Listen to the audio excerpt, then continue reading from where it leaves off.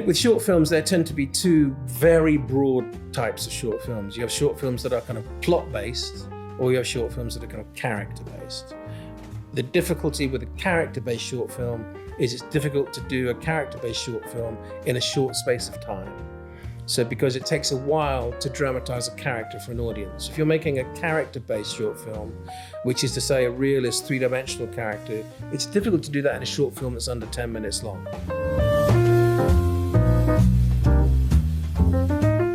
So what you're doing is you're making a film for a community of around 400 people, which is to say 400 festival programmers around the world, all of whom you're going to send your short to, and you're hoping they'll go, this is great, I'm going to put it in my festival.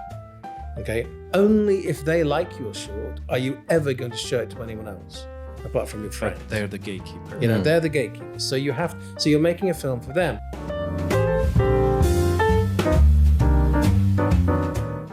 Here we go. Så vi jag cool. Eller jag har gått allt. Deiligt. Jeg skal bonde vid aftur i Østahusen. Yes. Og vi tar oss av først nu, men noen litt løte for vi har skiftet ut lengst. Ja, og forresten så velkommen til at Lorstøren. Alltid glemmer det. Hermann. Velkommen til Hermann og Helmsdal. Og Helmsdal. Jeg er de Hermann. Jeg er vel til Mathias. Hvis jeg sier Hermann, så sier du Helmsdal. Vi er ansatt. Velkommen til Hermann. Og Helmsdal. Og ja, vi har en enskan gest i det. Men ja, Arnesen, vi tog... Vi har jo ikke en enskan gest. Ja, dette her okkara fyrst endurtøk og gestur som vi da har haft. Altså godt nok har Rune vært sammen med oss ofta i podcasten. Men han alltid, ett som det Rune, han till nästan inte vi som gestur. Han är mer som sån starring, som co-host. Co-host, honorable, which kan man kalla det. Så jag följs det som det ringte kalla Rune en gest. Hjälpare värstur, en vi-värstur. Ja. Men vi tar finns så helt ta nästa part vi näkade tog upp. Han först var vi Daniel Bandera. Daniel Bandera, ja, som är en brasiliansk likestar som är här i Føroyum i var det november 3. Ja. November 3 och så gjorde vi den första chat och tandparsten som det var en skon så gjorde vi den första chat som ösnen var en skon. Då hade vi ösnen vitjan av någon kan vi vad jag kallar för höjd man kan kalla han kommer under en scripdoktarin serstøk. Vi kunde gå få han så jag hade inte förväntat heter vi sista för så ja, vi säger bara välkommen till Stephen Cleary. Welcome back to our show or our what do we call this? Our podcast. Yeah, let's just call it that. What it is. Thank you. Lovely to be here again. How come you are back in the lovely Faroe Islands again? What's happening? There is a thing called the pop-up writers' residency, which is happened for a second time in the Faroes, with Jan Hammer is the kind of host of that. It's a European initiative. And it brings a writer to the Faroe Islands, a screenwriter. And alongside that writer, someone comes to work with them. And again, this is my second time with that scheme with Jan. And I'm working with a different writer this time, a lovely British South African woman called Elise Dutois. We're here in the Faroes just working on a script. It's actually nothing to do with the Faroes, but the residency is based here. And it's just part of an initiative. And then I'm also working with Goodman on something we've been looking at for a long time. I wonder what that is. I was just wondering, maybe this is a silly question, but could you explain residency? What does that mean? Residency is when someone comes and stays for a while. So it's what in other people in other times you would call a writer's retreat. Yes. So it's a place where a writer comes to the Faroes, and the idea is it separates them from their normal life. So all the things they have to worry about normally, like doing their laundry and looking after children and paying their taxes and all of that, for a brief period stops. So the writer can just write. And it's a kind of like I say, it's like a retreat that people do for different reasons. And they call it a residency. I don't know why, actually, because the better word is for me is a retreat. Yeah. So it's in order to help writers sort of gather their thoughts, gather their minds. And, the idea is also because, of course, you're very close to nature here, because, the sea is literally just over there and the sky is up there. And, if you're living like Elise does in London, or the last person before that came from Sao Paulo, yeah, in the middle of a big city, where the life is chaotic, and it gives you a sense of quiet and calm, which is also good for, thinking. We know a lot of Faroese people also go to residencies in different countries, but it would be just as good for us to just go to a small village in the Faroe Islands to get the same thing. But then we're close to the family, and we're still, attached to close to everything we're attached to. But exactly, we were talking about just earlier because we didn't have that last time. Your specific job description, what is that? It's actually quite difficult. I think in English the word I use most commonly is story consultant. You hear the phrase script doctor, and it's in some ways a good analogy with a doctor, because what a doctor does is they diagnose a condition in a patient. Yes. So a script doctor kind of is given a script, and of course you only go to the doctor if there's something wrong. You don't go to a doctor when you're fine. So a script doctor is the same. You go to the script doctor when you feel that there's something wrong with the script, and the job of the script doctor is to diagnose what the problem is. And like in medicine, very often what looks like the problem, the symptom, is not actually a symptom of what the person who has the illness believes is someone might come and say, my foot really hurts, I think I have a problem with my foot.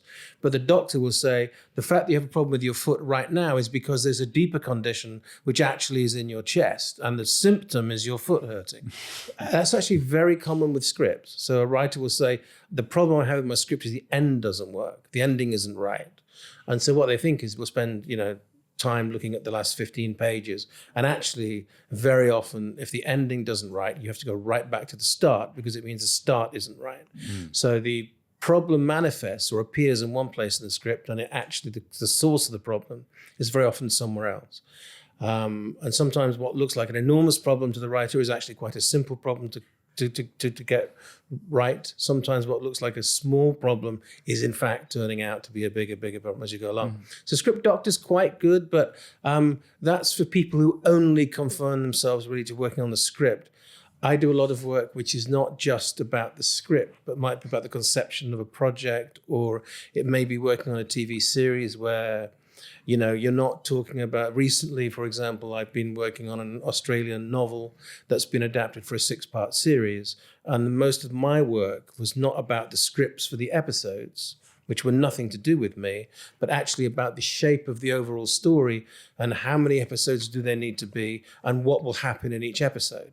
So it's not within each episode the writer is writing. Once we worked that out, we then went to the writers with the description of the story in each episode, but my job was to make the story description. So I was it's not writing a script, but it's actually writing the story, like storylining. Yes. So I was doing that kind of work, and then sometimes I do other things which is to do with groups of films rather than one film. So it's script doctoring is part of what I do, but I'm a more broadly a consultant about stories, so I can do a lot of different things in that kind of area. You also have these workshops where you go into specific genres and ways of telling stories. So that's also part of it. Another part of my job is I quite often work with film schools, or with sometimes I just have my own workshops. Film agencies invite me, and then I might say we'll do 3 days on the thriller, or 2 days on the romance story, or we might do low budget filmmaking. There's lots of different areas, so it's quite. I can stand above rather than work from within, if you like. Interesting. You mentioned that whole about diagnosing the script. Do you ever run into resistance from the writer? I mean, you say, here's your problem, and the author says, no, you're wrong. I think where it's similar to a doctor, I think a really good doctor, someone comes in and the doctor doesn't kind of say, look, I'm the expert here and you are the subject, and your job is just to shut up and listen to me tell you what's wrong with you. That's not really how a good doctor would work. No. And it's absolutely the same as when you're working with a writer. I mean, it's easier. Part of your job is to get on well with the writer, and for the writer to feel that you're on their side, and to really get inside the story as they see it. So you kind of have to ask a lot of questions, is the way that you do it, of the writer, so that because you're looking to see the perspective the writer is taking and what kind of person the writer is. And then you're kind of assessing the writer and their personality also, because you're having to deal with this person as a person, not just as a writer. And then your job is to find a question, really, that is a good question to ask them that they don't know the answer to. And they, that's why I know I'm doing a good job, is I find a question which is to do with what they've told me. It's not a question I prepared beforehand, but I listen to what they say, and then something occurs to me about the story. I've read the story, obviously, before we start, and then I ask them a question, and they go, and when they do that noise, which is a sign that goes, okay, I understand the question, that's a really good question, and I don't think I know what the answer is, then I say, we could stop there if you like, and you can go and think about it and then come back. And when you have the answer, we'll discuss the answer. And often it's a series of meetings like that where the writer has to find the answer. You can't tell the writer this is how to do it, because that's just like dictation. You're just saying this is how you should write the story. And it's not my story. So you hope them really reach their own answers. Yeah, absolutely. And I don't have if you think about doing the job the other way, which is you would take the credit when the film was really good or the TV show was really good. You say, yeah, I did that. It was me. That writer was okay, but I was the person that really made it happen. Well, if you want to do that, you want to live your life like that, then what you also have to take responsibility is all the failures, because you will have far more projects that don't get made. And you would then have to say, okay, that project didn't get made? That was because of me. That project that failed completely, that was me that did that. Okay, and I don't want to be in a position where I take responsibility for the success or the failures, mainly because there are far more failures in the film and television industry in writing than there are successes. So you'd be taking credit for a lifetime of failure. And eventually that becomes a bit depressing. So I try not to be in that position. Exactly. So we were thinking about, because we could speak about any subject regarding film, but the Faroese annual short film competition or award ceremony is coming up, called Geytin. This year there were 15 projects submitted, some of them selected. So we want to talk about short film because of the nature of our industry, or what you call it. We don't have that much funding, so a lot of people, both established filmmakers and up-and-coming filmmakers, make short films in the Faroes. So let's just talk about short films. What is the point of a short film in the greater landscape of cinema? It's a very big field, because you see, a really good question, why would you make a short film? Often the answer is economic. There isn't, like here, there isn't enough money to make 10 feature films a year around, so you'll make short films because they're cheaper. It's a very good way of practicing your craft without devoting 2 years of your life to it. If you're making a feature, it's 2 or 3 years. And if it doesn't work, you've spent 2 or 3 years doing something that doesn't really advance your career very much. A short film allows you to fail, particularly when you're beginning as a short filmmaker. You make a first or second or third short, and it's unlikely that any of those shorts will be completely successful. But ideally, you learn each time, so you get a little bit better. So it's a way of practicing your craft. It's a very good way of, if you're looking from the other side of the fence, from the people who are funding short films, and you say, well, who puts the money into short films normally? It's either private investors, for various reasons, but not often, not commonly, but that can happen. And mostly short films are made by institutional money, whether it's a film agency or a TV station or an endowment fund, or, there's lots of different places you can get as is the case in the Faroes, mostly. Yeah. And so then you say, okay, well, for those people, the people funding, what are they looking for? They're looking to identify talent. They're looking to create a craft base. So they want people to be making things, because it's not just about the writer and the directors. You want cinematographers and sound designers and post-production people and actors and, all those different people who work in productions. They need to have a steady, flow of work. If you're going to have an industry here, you need not just writers and directors, you need the crews. So you need to give the crews experience. So the short films are as much for the crews as they are for the writers and directors from the perspective of the funder. Plus, you're also, if you are the Faroese film funders, you are also making films in the Faroes, which you are hoping will get into international film festivals, which show the Faroes as a place where stories are told, makes it a like cinematographic destination, and it shows the landscape and the culture, and it has that kind of outreach, which is both good for the industry, but good for the Faroes in general, culturally. So there's a kind of cultural desire behind short filmmaking. So there's lots of different reasons why if you're the Faroese film agency, you would fund short films, and only some of them are to do with the writer and director, and some of the reasons are nothing to do with the filmmaker. It's to do with a more general idea of culture. So there's a lot of different reasons why short films get funded. Primarily, though, you'd say, what's a short film really for? From the perspective of someone funding, it's to identify the talent in your industry. Yeah. Because you're making decisions later down the line. A lot of people are going to want money for more things. And you have to go, okay, how do I know that it's a good bet if I bet on this person as opposed to that person? Well, if that person you're betting on has won, for example, International Short Film Award, then you say, okay, this person has a name already outside the Faroes, which means there may be people outside of this country interested in financing them at a level, so that it might bring money into the industry, and it certainly might bring more employment opportunities and creative opportunities. So I will, we will put some backing behind this person, whereas this other person, while they may be talented, may have made 5 short films that have gone nowhere, that no festival has ever asked them to be in their festival. And then you would say, well, do I want to make another bet, my 6th bet on that person again, or that director, writer, whatever, as opposed to giving it maybe to a person who's never made one before to see what they're like. So it's a kind of series of bets on talent. That's another way of looking at what short films are for from the perspective of the funder. So it's difficult if you're the funder, because there are always more projects than you have money for.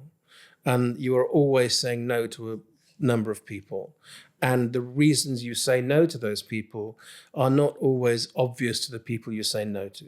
And I have run short film funds for years. In my career, I ran the biggest short film fund in the United Kingdom, in partnership with Channel 4 television. And we were making 35mm shorts at a budget of around £70,000 each, and we made 5 a year. It's a lot of money to spend on a short film. But the idea of that was that we wanted to give the people who made those short films were already quite well-established young directors and writers, so they'd done a lot of shorts already, and some maybe a little bit of television drama. And we wanted to give them the experience of shooting with a 35mm camera. This is before digital. So the biggest and most expensive format, which is what feature films were made of. So we wanted them to get the experience of spending 4 or 5 days on a set which looked very similar to a feature film set, like a big feature film set. So it was about giving them experience, but also the crew, also 35mm experience. Yeah. When we stopped doing that, because Film 4 decided they would do it themselves, we were very happy about. We took our money away, and then we decided to make 20 short films a year for a much lower level, and we made them in different countries in the United Kingdom. So we made 5 Scottish films, 5 Northern Irish films, 5 Welsh films, and 5 films from the regions of England, not in London. So we were looking for filmmakers who were not in London, which is 80% of the British industry is in London. And so we were doing it for very different reasons. And those people are all much less experienced. And we were much less strict on the rules. So when we had expensive films, we said they have to be 9 minutes long, or 11 minutes, I can't remember exactly which was. They all have to be shot on 35mm. This is the budget. Whereas when we did it the other way, we then said, you can shoot it on whatever you like. We are making no rules about length. But we probably won't do a 30-second short. But, whatever length you think is right, you have to explain to us why it's that length. And whatever format you shoot on is up to you. And whatever budget you have, you can have no more than that, because we don't have any more money than that. But, we're not necessarily going to accept. If we give Scotland £200,000 and we're going to have 4 films, we are not accepting each one is 50. One might be 120 and the other 3 might have to share 80. Depending on what films come in and whatever. It's much more varied, much more complex, and a lot more work. So, but then you're looking for a different range of, what you're hoping to get out of that is a whole bunch of different kinds of filmmaking. So depending on how you invest the money and what you do with it, you get different kind of returns. Exactly. But it sounds a lot like, like you're saying that short films are sort of a training ground for developing talent, almost like sort of a placeholder for future talent. But certainly the short film is an art form in and of itself. Yes. For which there are award ceremonies. I mean, they are included at the Oscars and what have you. But what do you think it is about, in terms of practicality, but are there other ways into breaking through, or is the short film the one way to go? It's interesting. It's a much broader discussion. I am of the opinion now that if someone gives you $60,000 to make a short film, if you had any sense, you would take the money and make a feature film with the same money. Okay, so if you say, well, what's more likely to help your career? If you can make a low-budget feature for the same money that you would make a quite expensive short, there's an argument that actually, if you made a low-budget feature, it's a better way of showing your talent, because you want to be making, say, features or hour-long television episodes. And if you're making long-form drama of over an hour, then what you're showing to people is can control a story for the length of an hour or more, which is actually maybe quite useful if they're thinking of using you as a TV writer or a TV director or whatever. So there's an argument for saying that short films, are not the only way of doing it if you go low budget, but it's very difficult to make a really good low-budget feature film.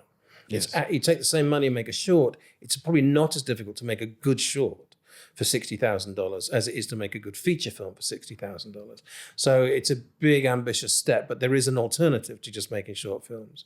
The thing about short films that you have to understand is the ecosystem in which they exist, which is to say, short film, you say, who am I making it for? Okay, you're looking to show your talent and all the things we've talked about. But the person you're making the short film for essentially is the programmer at a film festival. Okay, the general public don't watch short films much. Okay, there's not many places where they can watch them. Okay, so you're not making a film for the general public. So to have this attitude, okay, what I'm doing is I'm writing a film for the general public that everyone will like. That's not really the case. I mean, you're hoping everyone will like your short film, but you're not writing it for the general public. You're writing it for a very particular public. And the people you're writing it for are the people who make decisions to fund it. Okay, so your film fund people or whatever it is, they're one of your audiences. And once you've made the film, the first place this film is going to go, and if it has any life at all, where it will live, is in film festivals. And so then you've got your local film festivals, and then you've got your international film festivals, i.e. film festivals that are not in the Faroe Islands. So what you're doing is you're making a film for a community of around 400 people, which is to say 400 festival programmers around the world, all of whom you're going to send your short to, and you're hoping they'll go, this is great, I'm going to put it in my festival. Okay? Only if they like your short are you ever going to show it to anyone else, apart from your friends. But they're the gatekeeper. They're the gatekeepers. So you're making a film for them. So then you have to do things like, okay, you have to maybe know what kind of festival you want to go to. Rather than say, well, I hope it goes to a festival, the answer question I would then have is, which festival? And you go, well, I haven't really thought about that. Well, my answer is, before you write your short, you should think about that. Okay, there are many different kinds of short film festivals, and they very often feature very different kinds of short films. There are fantasy film festivals, there are science fiction film festivals, there are horror film festivals, there are mystery film festivals, there are where I come from and where I live in France, there are mountain film festivals because we're in the mountains. So my local short film festival is a mountain film festival, which is short films with mountains in them. Okay, so it doesn't have to be, it's not, whatever the story, it doesn't matter. As long as there's a mountain in the story, it qualifies for this festival. Okay, now if you're living in the Faroes, there are mountains here. You might go, well, one of the festivals I can apply to is that mountain film festival in the Pyrenees of France. And by the way, if you get into that festival, it's a beautiful festival to come to. You're in the mountains, there are amazing French food, you're 3 kilometers from Spain, so you can jump into Spain and have Spanish lunch and come back for so it's a lovely thing to do.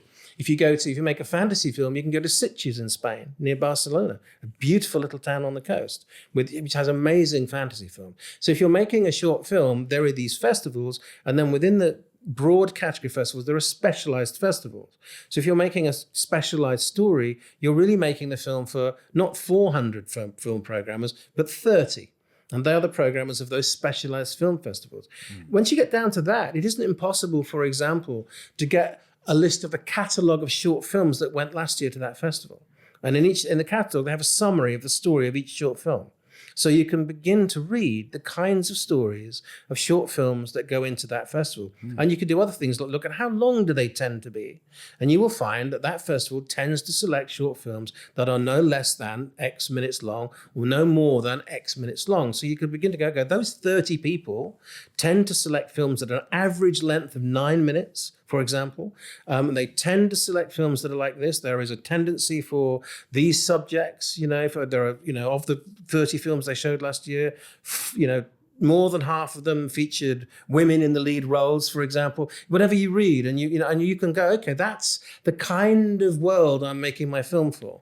So if you're making a film that is completely different to any of the films they've selected, I'm not saying you shouldn't make it, but what I am saying is you should know that you're making, for example, a horror film for those horror film people at a length they never select, okay? And then you go, I know that, but I still want to do it. And my attitude is great, make it, okay? But make it in the knowledge that you're making a film that no one in those festivals is ever going to select. So you're going to have to persuade them to do something they've never done before. Now, if you want to do that, that's fantastic, but you can't do it in ignorance, because if you just make it and then everyone turns you down because you hadn't realized they're never going to accept that film, then you've just completely wasted everyone's time, including your own. So you need to be thinking of that, and it doesn't require that much work to research the various festivals and to know where it's going. They shouldn't decide the film you make, but they should influence the decisions you make about the story you want to tell. So that's the first thing to understand. That's your audience. That's your public, okay, not the general public. Then they will select your film, and then through them, you will get to a public. But that public is still not the general public. It's the short film festival audiences in those communities. Some of those people are coming to the short films because they're in the town where they're shown and they just want to go to a festival and have a good time. Some of those people are other film festival people who are looking to find films to take to their festivals. So if you get to a really big film festival, there are festival programmers at that festival who are looking for shorts to bring to their festival. So certain big festivals are in fact gateways to other short festivals. So, it kind of cascades down. So there's all of that to think about. So you're not making it's not just about my personal expression, okay? Because if you are on the other side of the fence and you are selecting short films, for example, we were doing this scheme I was talking about, the expensive films. We were made like 6 a year, the 70 millimeter expensive films. We would get about 350 scripts a year. And the films were 11 minutes long and the scripts were about 12 minutes long. So we could read every script. So we weren't developing. We'd still write the script and send it to us. Okay, and so you get 350 scripts. Of those 350 scripts, every year, more than half of them featured a lead character who was less than 12 years old. Okay, short filmmakers tend to have characters who are under 12 in many of their short films. Why? I have a theory, which is that if you're a young filmmaker just finding your way, you unconsciously or subconsciously make your hero a child, which is in some sense a manifestation of your sense of, that you're just stepping into the world of short filmmaking, if you're first or second, whatever. So you get a lot of young characters. Okay, now imagine you're me. Never heard that statistic before. If you're me, I'm reading 350 scripts. I've got them in a pile, and I'm going to spend probably 2 weeks. And every waking minute of my day that I'm not doing something else, I'm reading a short script. I have a pile at home. When I go to the toilet, I've got 2 minutes to sit down, 5 minutes to sit down. I take a script with me. Okay, when I go to bed, I'm going to try and read 3 scripts before I fall asleep. When I get up in the morning, I read a script while I'm having breakfast. Okay, because I've got to get through these. And other people in my office are doing the same. Okay. When you realize that of those 350 scripts, 149 are a 12-year-old lead character, by the time you get to the 9th 12-year-old lead character, you are sick to death of 12-year-old lead characters.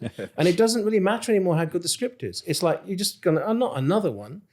So you need to be aware that, the people you're reading are going to be looking at patterns. So you've got to be original, but you've got to be original in a genuine, original way. So the idea that I can write my short film is really just about me and how I see the world, okay? Half the short films I've ever written are about me and how I see the world. And to be honest, if I'm on the other side of the fence, I'm not that interested in how you see the world. You're one of hundreds of people sending me scripts, okay? And they all have a different view of the world, and I'm supposed to be interested in all of them. You know, it's like, that's not going to be the thing that makes me choose your script. Okay, so what's going to make me go, oh, that's a script. That's something that really works. So generally, you will tend to, scripts that will tend to stand out are going to be the ones that get attention. So you'll make a pile, you get your 300, or in the Faroes, it might just be 30 or 40 in a year, okay? But it might be around those, okay? And if you're the selector, you'll make a pile. You'll make the rejection pile, which is the ones where the thing is, there's nothing about the story that stands out. They're a bit like each other, and they will be quite similar, and they're fine. They're not normally bad scripts. They're fine, but there's no fizz in them. And then any script that fizzes, you'll put in the pile, which is, I'll have another look at those. The interesting thing about the fizzy scripts is they don't necessarily have to be good. Okay, you can look at a script and go, that script is really badly written, but there's something in it. It made me laugh. I mean, it's really badly written, but it made me laugh. And a script that makes you laugh goes in the fizzy pile. Okay, and then you end up with like 8, or if you're in, you know, a big country where you've got hundreds of people, then you end up with like 40. Okay, and then you go through them again, and then you start making a more considered opinion. And then you're looking for difference. I'm not going to make 5 scripts that are the same. So if I have, you know, in my 40 scripts or in my 20 scripts, if I have, you know, 6 lead characters who are boys between the age of 18 and 24, I'm not going to make 6 18 to 24 male lead scripts. So I'm going to choose one of them. So I'm going to put those in a subset, and I'm going to make a selection of one of the 6. And that's going to be the number 1 from that pile. And I've got other little subsets. You know, this film is entirely filmed inside, and I've got lots of films that are entirely filmed inside. So I'm going to make a selection of maybe 1 or 2 inside films, and the rest are going to go. And from there, I get to a short list of, you know, 10. And then I choose the ones I like the best. And that's kind of how it works. That's the selection process. Not often in the process is anyone going, I'm going to choose the script because it's just the best. Okay. Now, when you do this, there is always one script, which is that. Okay. Of all the scripts, there's normally 1, maybe 2, where you just go, I don't care about anything else. This is just so good. I'm going to put it on the pile to make. You know, and those scripts don't come along very often, but in a year, when there's like 300, you'll have 1 or 2. You know, here in the Faroes, where I reckon you get, you know, 40 maybe or 30 a year, probably once every 3 years, you'll get a script that people just go, we just have to do that one. And that's just because it's beautifully written, and it's something about the idea that really strikes. So the thing you need to think about for your short is, what's your idea? What's the thing? And it's not really about what I want to say or do. You know, that's the idea that the short is a kind of a window into the soul of the filmmaker and the writer. You've got to be thinking about the people at the other end. You know, what makes this festival select your film? They get sent. When you finish your film, you stick it on, you know, online, or send them a screener or whatever it is, and they have literally hundreds of short films. Okay, so if your film thousands, maybe, you know, even. thousands. Yeah. So, you know, what makes them choose you? Well, the first thing, it's not like anything else. There's something about this which is special and new. Now, in the Faroes, you do have some really great stuff here. Automatically, you have an amazing landscape that isn't well known, for example. So if I was making a short film in the Faroes, okay, the first thing I would do is say, well, I'm not going to make it in an office where people are sitting next to computers talking about their lives, because you can make that film anywhere. Okay, and so what have I got here that they haven't got anywhere else? Well, you know, I walk through Tórshavn every day. I like the walk along the coast. And there's lots of things I see there that I have not seen anywhere else ever in my life. It's to do with the backs of fishing boats, and to you guys, it might be, oh, well, I walk past that every day. But to a lot of people in the world, they never see that stuff. Okay, you've got a landscape that's very fresh and new to people. So there's things you've got, and you've got to look around. What have I got that's new and different? Now, you know, there's that to think about. And then what is about my idea is new and different. And then you get into kind of genres of short film. Which is a much more kind of complex discussion about the nature of, you know, with short films, there tend to be 2 very broad types of short films. You have short films that are kind of plot-based, or you have short films that are kind of character-based. The difficulty with a character-based short film is it's difficult to do a character-based short film in a short space of time. So because it takes a while to dramatize a character for an audience. If you're making a character-based short film, which is to say a realist 3-dimensional character, it's difficult to do that in a short film that's under 10 minutes long. Very difficult. And it's difficult to do it in a short film that's over 10 minutes long. If you're doing a short film that's like 6 minutes or 8 minutes, It's much easier to do that with a very tightly plotted story. And you very often tend to get short films at that length, which have a twist in the tail. Yeah, so in the Faroes, we are, of course, trying different formats, but a lot of the films that have been made here have tended to be on the longer side, on these 20, 30 minutes. And the Faroese audiences in this our annual festival, they tend to like these films and award them and whatnot. But at the international festival level, it's hard if you make longer shorts. It really limits your access to festivals. So yeah, is there a good reason to make these films, or unless of course the filmmaker can showcase himself as working more with characterization and drama and that sort of thing, but yeah, it's these things that we were talking about, that there are different reasons to make a short and different kinds of short. There's the international festival circuit, which tends to favor films of a certain length, and they will tend to be certainly less than 20 minutes, even though it's not impossible, but it's not common to have longer shorts, because partly, they've got a festival where they've got lots of entries and they want to give as many shorts as possible a chance. So you'd say, well, if you're going to make a short that's going to be, say, 25 minutes long, then you're limiting your access to international film festivals. But there are other reasons to make a short, which may be, for example, as a writer or a director, you want to try and control the story over 25 minutes. You want to make a 25-minute story. That is a good enough reason to try and do it. Now, the issue then is that short might be something that is good for you to keep, to show to producers and funders later in your career when you're starting to get a feature film off the ground, for example, or a TV show. You say, look, here's a film I made that shows that I can tell a story over 25 minutes, which will be coming useful then, but it may not be a great calling card for your international film festival. So there's a different emphasis on why you would do that. And also there's a difference between making films in the Faroes for a Faroese audience, which is a perfectly good thing to do. It's to say, and actually quite a lot of really interesting work around the world comes out of places which are more interested in telling their stories than necessarily selling their stories to other people. I work a lot in Australia, and by a mile, the most successful Australian movies and TV shows and anything else are Indigenous stories. Most Indigenous Australian filmmakers and storytellers are not that bothered about what the international audience thinks or wants.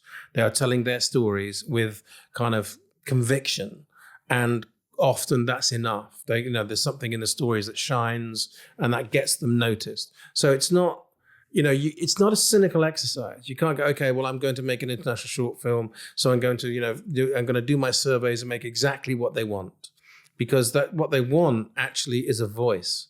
As well as all these things about length, etc., what they want to select for a short film is they want a voice. They want a sense of identity. They want, to be able to say, look, I've got something here that we haven't seen before, that's new and exciting and interesting, whatever that means, whatever that is, and that shows in different ways in different stories.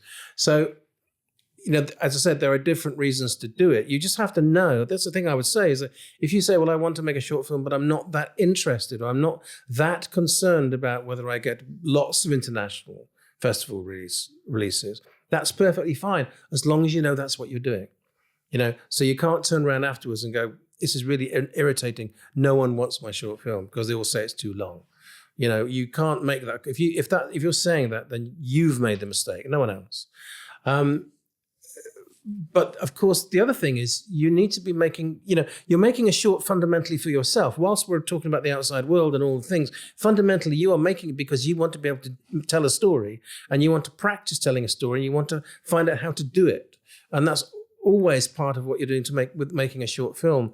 And there are certain kinds of short films where you might just go, look, I just want to do this. I've had this idea, it's kind of in my head. I don't really get rid of it. And I know there might be reasons why, you say, for example, that it's a 6-minute short film and you can't really have complex characters in 6 minutes, but I think I've got a complex character in my 6-minute story. And I need to make the film to see if I'm right.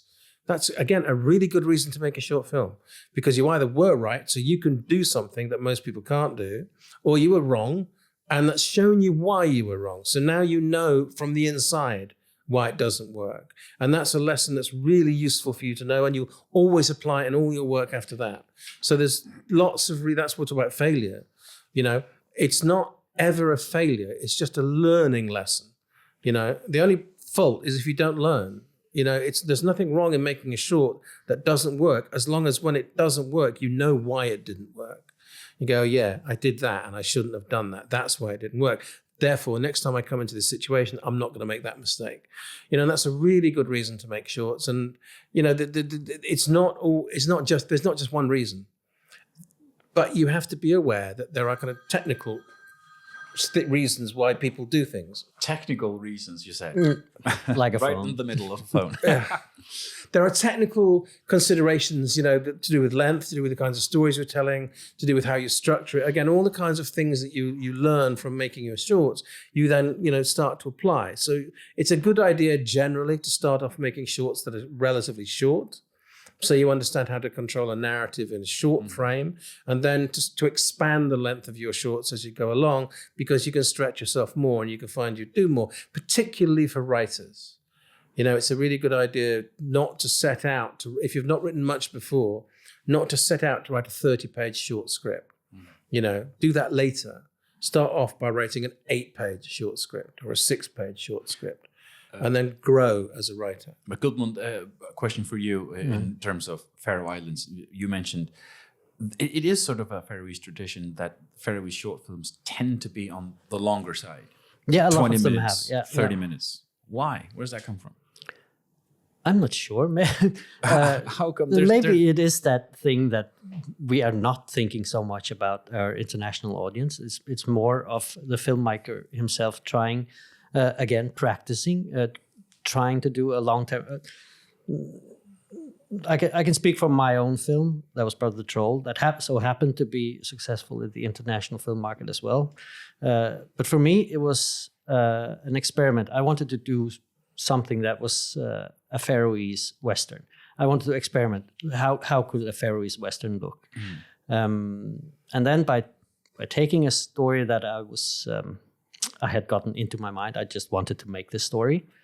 And originally the script was only 15 minutes long, but to be able to create a mood and experiment with the mood, I felt it had to be a bit longer. I wanted to see a particular scene. How can you make a boring reading of a sermon interesting, for example? So most of the scenes are experiments in trying to, and I put in a horror scene because I wanted, and that was a festival calculation. I put in a horror scene to be able to get into a fantasy festival. So it was calculated in some ways, but it was also for me an experiment in trying to do something that looked like a Faroese Western, also on the music side and everything. So for me, that was that.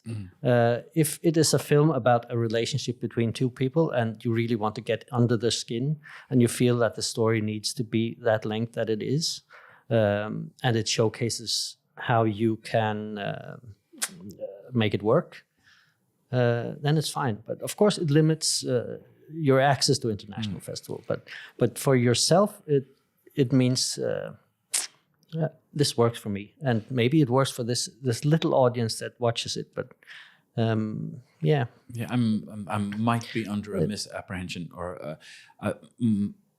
I'm sort of under the impression that in the Faroe Islands, if you are to be taken seriously, the film should be 15 minutes plus. Or not necessarily so, but I would love to see that there were like 5 times more short films made in the Faroe Islands, because we have now a whole bunch of 6-minute films instead of 3 20-minute films. But that's sort of the way things are, right? If you think about Geytin, the films that have won for the last several years, they were all 15 minutes plus. Yeah, most of them, yes. Most of them. Yeah. There hasn't been a single 6-minute winner in a long time. No. If ever. If ever. If ever. Yeah. Often 30 minutes, and I think shorter, that's between 20 and 30 minutes. Partly, if you think about, what do you get from a longer short that you don't get in a shorter short? One of the answers is emotional depth of character, because and again, there's a very practical reason for this. It's like if you want to get a character to a place where they make a decision or they do something in their lives that's really, momentous in the life of the character, really big moment in the life of a character. Well, the audience has to know that character quite well. You can't just do it in a minute. It's like, well, who is this person? What's going on in their lives? How are they feeling about what's going on in their lives? And now they're going to do something. And that's a big change for them. It's going to make something really shift in their lives. And in order to set that up so the audience knows the significance of the moment, you have to spend, minutes setting up the character. And then, well, you've got more than one character in the story. So while you're doing that character, there's another character to be dealing with. Quite quickly, you're up to 12 minutes. Just able to have that one big, deep moment. So you need, if you have a story of emotional complexity and resonance, then it's going to take you 10, 15 minutes or more to make that work. So there's the longer shorts have more emotional depth of character.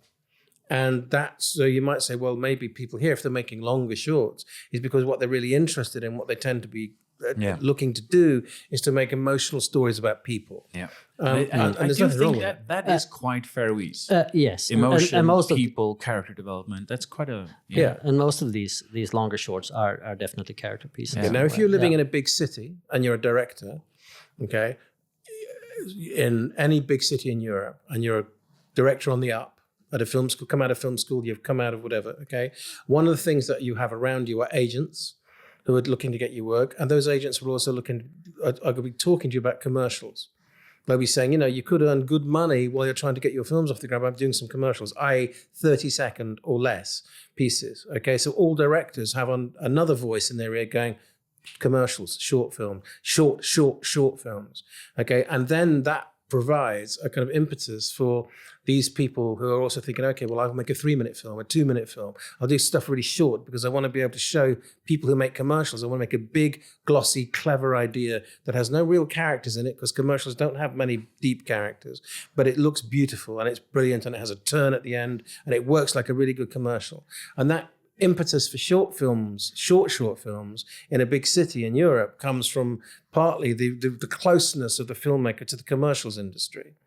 Okay, and again, in the Faroes, you don't have a massive commercials industry, so that pressure doesn't exist here. So again, that would tend to now move all your filmmakers to Copenhagen, for 2 years, and some of those people will be making 3-minute shorts by the end of 2 years because they can see a direction for them as directors that they hadn't seen before. So that's partly to do. It's partly geographical location and culture, and there's other things that I think are partly responsible for that. I certainly don't think about Faroese film as plot-driven films. They are character-driven. Many of the Faroese films are. Yeah, that's sort of the Faroese tradition. And I'm thinking that's probably something. It would be nice to see some of the other stuff too. I mean, the 6-minute ones, the plot-driven ones, the ones to have the twist. Maybe it's too early to talk about a Faroese tradition, but I suppose it's fair to say that it's Faroese tradition that Faroese films are character-driven and tend to be on the longer side.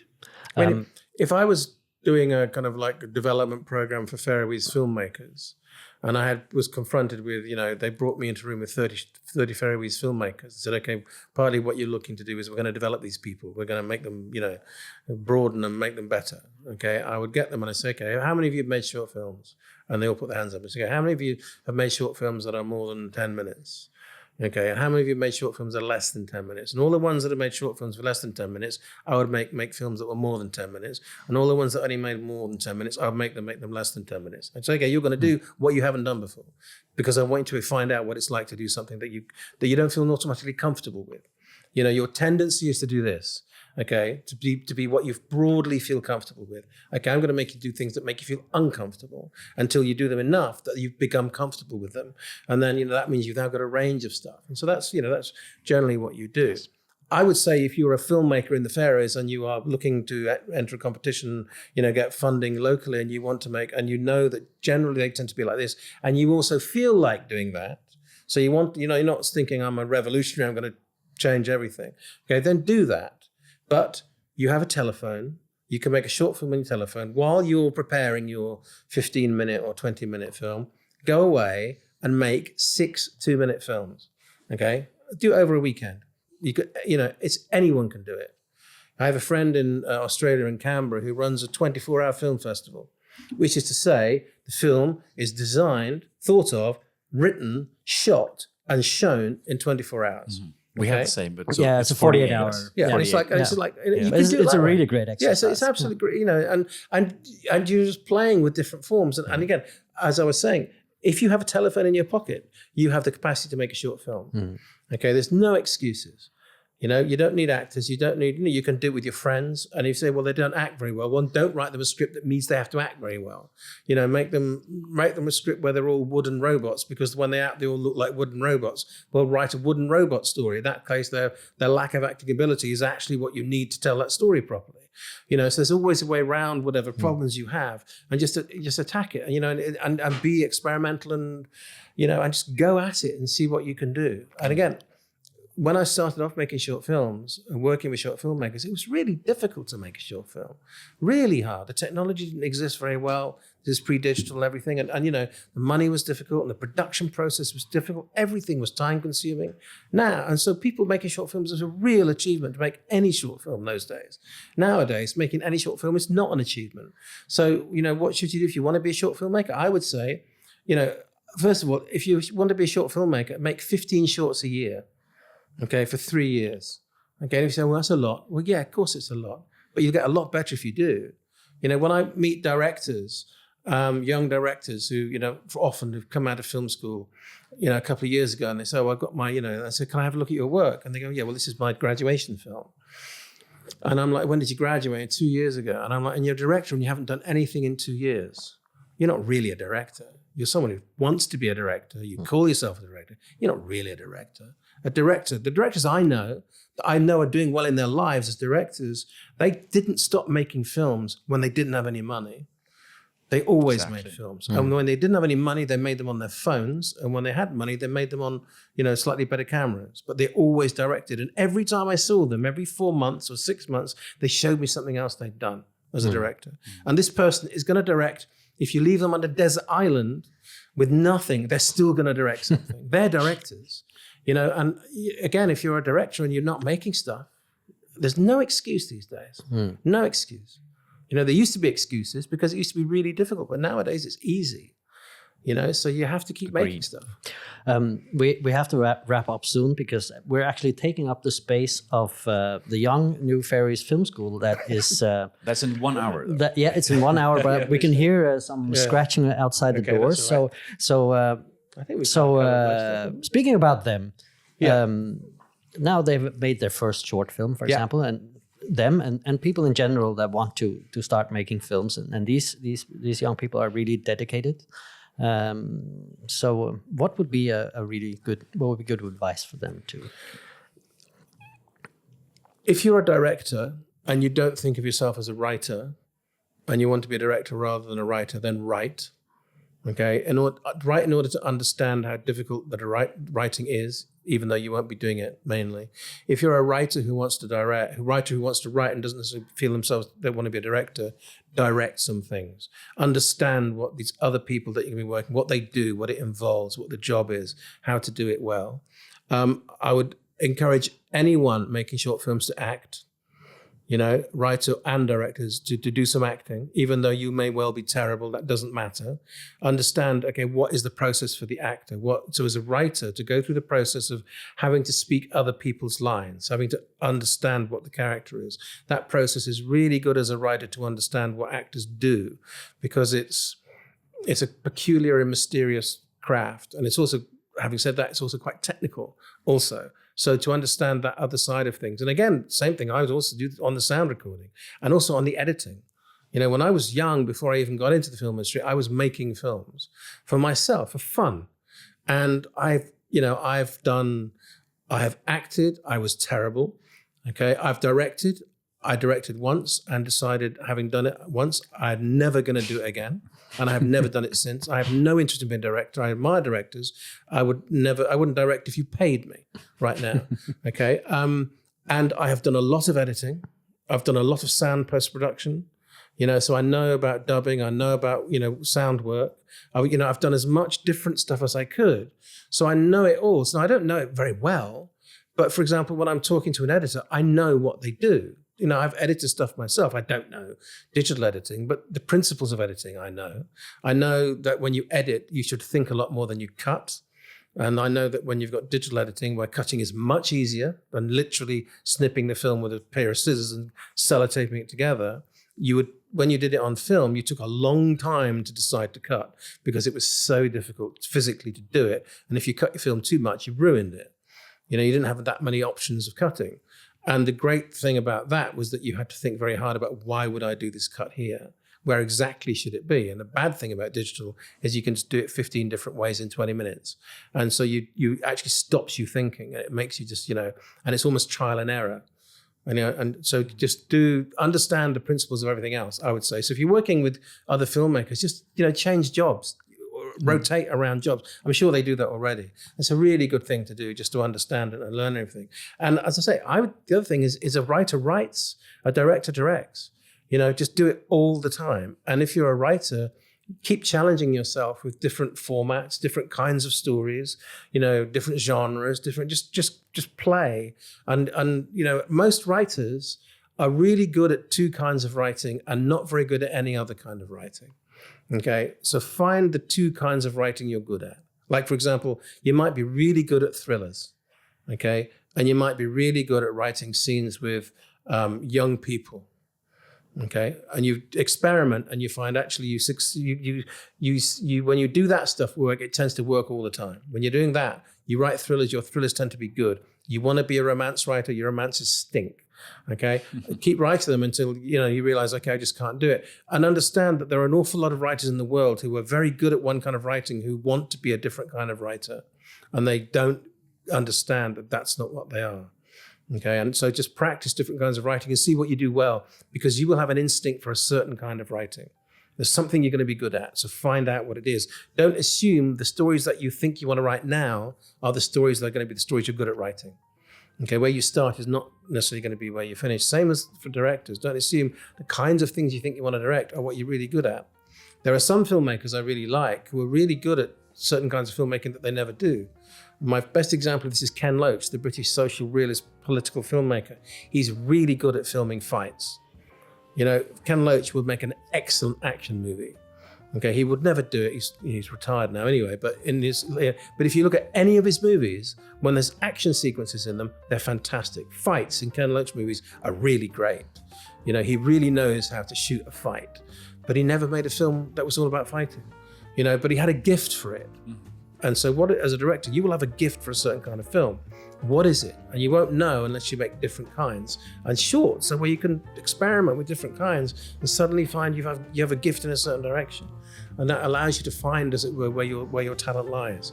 So I would, and you won't do that if you make one short a year. You'll never find out. So, you need to be making a few. Keep working. Yeah. Keep working. Exactly. All right. Well, thank you, Stephen. Thank you, boys. It's always lovely to be here. Love to sit, but we are literally going to be kicked out of here. Yes, because the young people are going to come in and talk about their next short film. You can't stand in the way of young people. Yes. That's the way it is. Yeah. Thank you so much, Stephen. And hopefully we will speak to you again next time you're here. Happily. It was a real pleasure. Thank you. Thank you.